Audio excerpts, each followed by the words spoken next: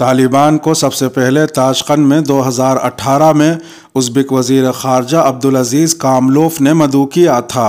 ازبک حکام کا طالبان کے لیے پرتپاک استقبال گروپ کے رہنماؤں اور ازبک حکام کے درمیان گہرے تعلقات کی تشکیل کا باعث بنا تھا۔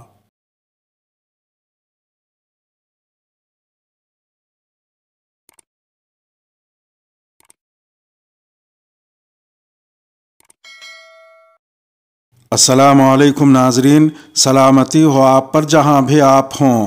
پاکستان، چین اور قطر کے بعد ازبکستان کے طالبان رہنماؤں کے ساتھ سب سے اچھے اور قریبی تعلقات ہیں۔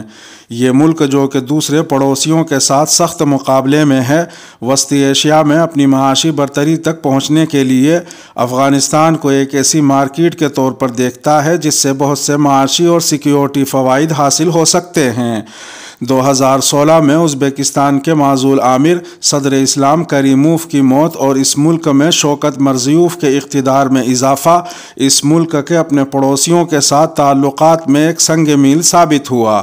کریموف پڑوسی ممالک کا شاذ و نادر ہی سفر کرتے تھے اور دیگر ممالک کے ساتھ ازبکستان کی تجارت محدود تھی۔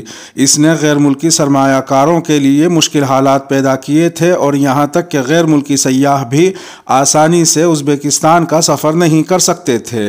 کریموف کی موت کے بعد جب 2016 میں شوکت مرزیوف اقتدار میں آئے تو انہوں نے ازبکستان کے دروازے ملک کے اندر سرمایہ کاری میں دلچسپی رکھنے والے تاجروں کے لیے کھول دیے۔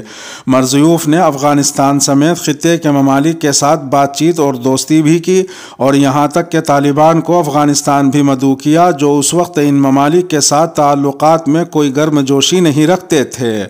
ازبک ویزا سستا اور آسان ہو گیا اور جو بھی ازبکستان کا سفر کرنے میں دلچسپی رکھتا اسے داخل ہونے کی اجازت دی گئی۔ یہ تبدیلی ازبکستان میں اس وقت آئی جب افغانستان میں جنگ شدت اختیار کر رہی تھی اور سرمایہ کار اپنا سرمایہ واپس نکالنے کی کوشش کر رہے تھے۔ اس کی وجہ سے حالیہ برسوں میں سینکڑوں افغان تاجر نہ صرف ازبکستان نقل مکانی کر گئے بلکہ ساتھ سینکڑوں ملین ڈالرز بھی ازبکستان لے آئے۔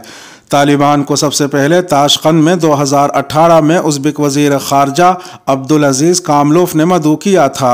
ازبک حکام کا طالبان کے لیے پرجوش استقبال گروپ کے رہنماؤں اور ازبک حکام کے درمیان گہرے تعلقات کی تشکیل کا باعث بنا۔ ازبکستان کے وزیر خارجہ عبدالعزیز کاملوف طالبان کو اچھی طرح جانتے تھے اور ان سے کیسا تعلق رکھتا ہے انہیں معلوم تھا۔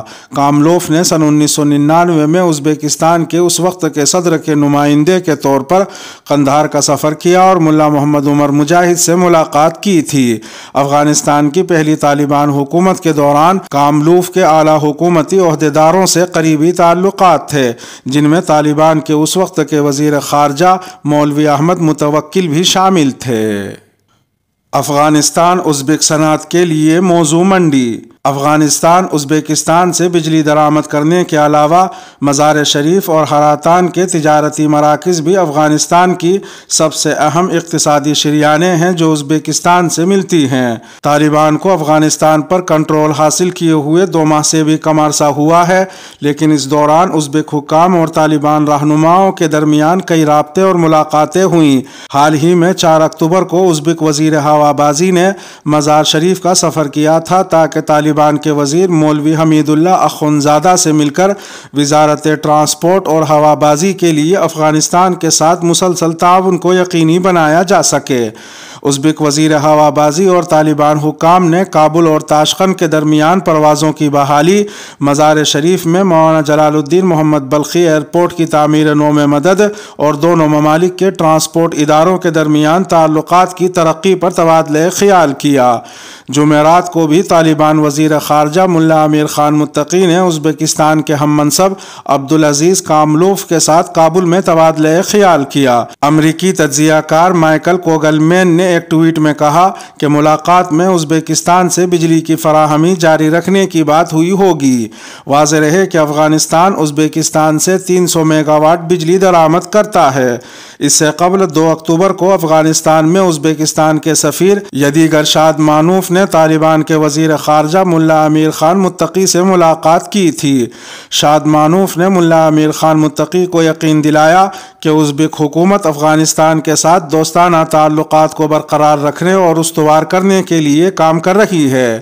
پاکستان اور ازبکستان ان پہلے ممالک میں شامل تھے جنہوں نے سابقہ افغان حکومت کے خاتمے کے بعد افغانستان کو امدادی کھیپ بھیج کر طالبان کے ساتھ خیر سگالی کا مظاہرہ کیا۔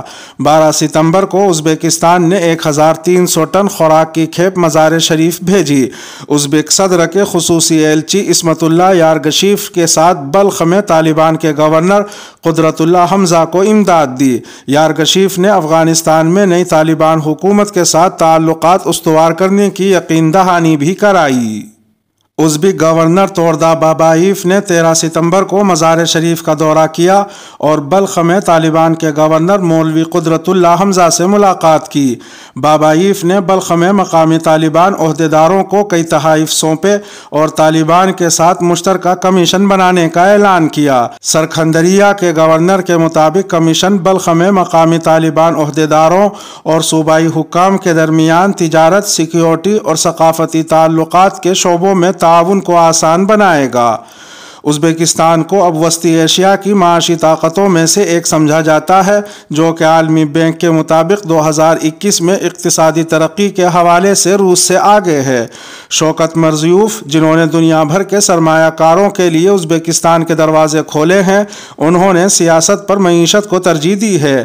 اس وجہ سے ملک کے عہدیدار طالبان کابینہ کی تشکیل پر کوئی تبصرہ کیے بغیر افغانستان کے ساتھ تعلقات اور تجارت سے فائدہ اٹھانے والے ممالک میں سے ایک کے طور پر تیزی دکھا رہے ہیں۔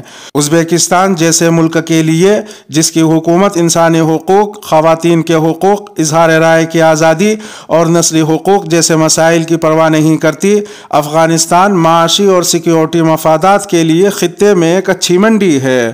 ازبکستان کے طالبان کے ساتھ قریبی تعلقات قائم کرنے کے معاشی اہداف کے علاوہ ایک اور مقصد جو اس نے حاصل کیا ہے وہ افغانستان کے ساتھ اپنی سرحد پر ازبک شدت پسندی کے خطرے کو ٹالنا ہے۔ اسلامی تحریک ازبکستان، جو کہ داعش اور القاعدہ کی اتحادی بھی ہے، طالبان کی سرپرستی میں گزشتہ 20 سالوں سے حملوں میں ملوث ہے۔ جب سے افغانستان میں طالبان آئے ہیں، تحریک اسلامی ازبکستان کے ارکان، جو بنیادی طور پر تخار، قندوز اور بدخشان صوبوں میں مقیم ہیں، اطلاعات ہیں کہ منتشر ہو چکے ہیں۔ خیال کیا جاتا ہے کہ اس گروہ کے جنگجوؤں نے شمالی اور مشرقی افغانستان کے کئی شہروں کا سفر کرتے ہوئے داعش میں شمولیت اختیار کر لی ہے۔ اس سے ظاہر ہوتا ہے کہ ازبکستان نے طالبان کے ساتھ قریبی تعلقات قائم کر کے اب تک ازبک شدت پسندوں کی طرف سے لاحق خطرے کو کم کرنے کے اپنے کم از کم ایک بڑے ہدف کو حاصل کر لیا ہے۔ طالبان، جنہیں بین الاقوامی قبولیت کی ضرورت ہے اور تسلیم کیے جانے کی کوشش کر رہے ہیں، ازبکستان کو ایک قابل اعتماد دوست کے طور پر دیکھتے ہیں، کیونکہ اب تک پاکستان سمیت کسی بھی ملک نے طالبان کو بطور ریاست تسلیم نہیں کیا ہے۔ اس کے ساتھ ہی ویڈیو کا اختتام ہوا۔ اپنے میزبان راہی حجازی کو دیجیے اجازت۔ سلامتی ہو آپ پر جہاں بھی آپ ہوں۔